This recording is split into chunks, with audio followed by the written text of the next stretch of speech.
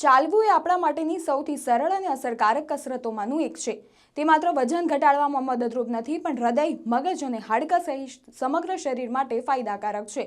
દરરોજ 30 મિનિટની નિયમિત ચાલથી હૃદય મજબૂત બને છે, બ્લડ પ્રેશર નિયંત્રિત રહે છે અને ખરાબ કોલેસ્ટ્રોલ ઓછું થાય છે।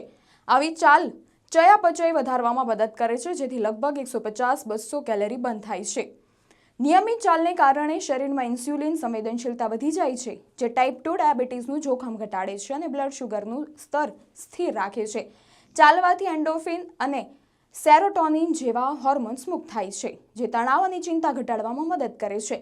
નિયમિત ચાલવાથી લોકોની ઊંઘને પણ ગુણવત્તાયુક્ત બનાવી શકાય છે, જેનાથી રાત્રે ઊંડી અને આરામદાયક ઊંઘ મળે છે। આ ઉપરાંત ચાલવાથી સાંધા મજબૂત રહે છે, સાંધા માટેનું લુબ્રિકેશન જાળવાય છે અને સ્નાયુઓ મજબૂત બની જાય છે, જે લાંબા ગાળે સંધિ વેદનાને ઘટાડે છે। નિયમિત ચાલ જીવનમાં શારીરિક અને માનસિક સ્વાસ્થ્ય માટે ખૂબ જ જરૂરી છે। આ એક સરળ પ્રેક્ટિસ છે, જે દરેક વ્યક્તિ સરળતાથી કરી શકે છે।